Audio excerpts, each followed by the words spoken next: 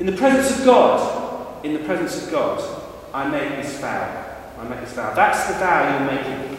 And then the bride will take the groom's hand and will say exactly the same thing back. And they're lovely words, aren't they?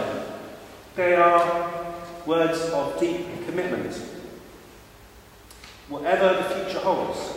And I'm sure that you will have lots of wonderful times together. I'm sure some of you have been together already quite a number of years. I won't ask you how many years, but some of you have been together quite a few years, and you've already experienced the reality of life with its ups and downs as a couple.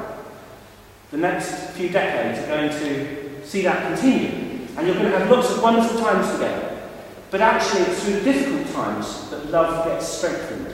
But if I'm sure you know that. It's through the difficult times that love is strengthened, not through the easy times.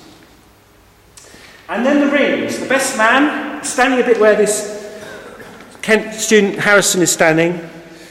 I won't ask you to pretend to be the best man, Harrison, but that's where the best man stands, or sometimes best men. And they step forward, or he steps forward and gives the rings to me. And then I will offer the rings to the groom, who's the bride. The groom takes the bride's left hand, puts the ring on the finger, and says, I give you this ring as a sign of our marriage, With my body I honour you. All the time I give to you.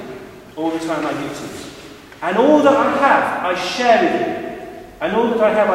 you. Within the love of God. Father, Son, and Holy Spirit.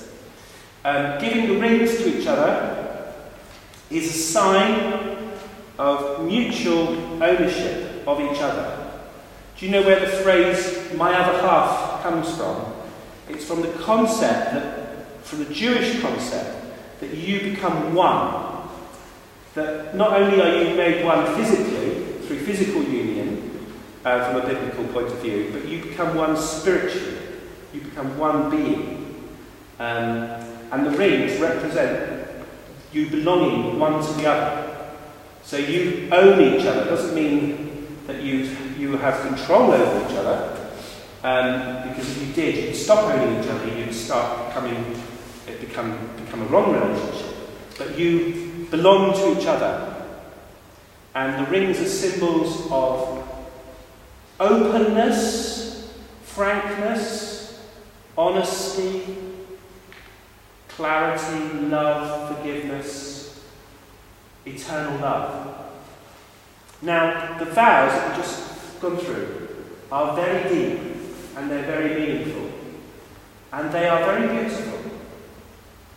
And as marriage goes on each year, those vows become more and more important with all that happens in life. And the vows are at the heart of the marriage.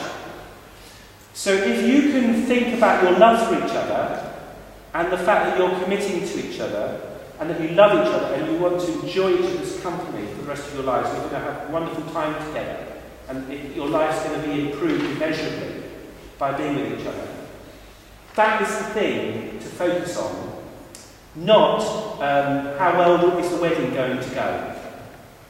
Do you know what I mean by that? Some people, they're just thinking, ooh, I wonder if my Aunt Tabitha is going to like my dress. I don't think that, by the way, being a man, but that's what a bride might think.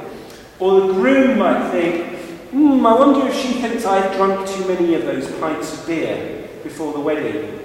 Or I wonder if I'm going to slip up on my lines. Or I wonder, and if you're not careful, you'll end up thinking about your wedding as a performance. Actually, it's about your love for each other. This is about you committing yourself to each other. So if things go wrong during the wedding, it doesn't matter at all. One of the best weddings I took was when a bride arrived with oil all the way down her back. Because this car, she meant to come by horse and carriage. The horse had a problem, so they had to send a taxi. And when she got out of the taxi, the door slammed on her dress, and it got oil all the way down her back. So she walked in with this, and she said, I don't know, I won't repeat what she said, because we were being filmed on YouTube. But she wasn't very happy, but she thought, no, I won't say it. But she said something a bit rude when she got out of the taxi. But she just went into the church, and people knew that there was a problem with her dress, but nobody minded, because she entered into the spirit of it. And what mattered was their love for each other at that wedding. And you could feel it in the church. And some weddings I've done, and the couple, there's no emotion at all, and everything goes perfectly, but it's not as good a wedding. Are you with me? So the most important thing is to think about your love for each other. Do you know, finding the partner for life is such a good thing in today's society, where we see so much loneliness, we see so much brokenness, we see couples that have fallen apart, we see broken relationships, we see single people some single people are very happy to be single, but other people aren't.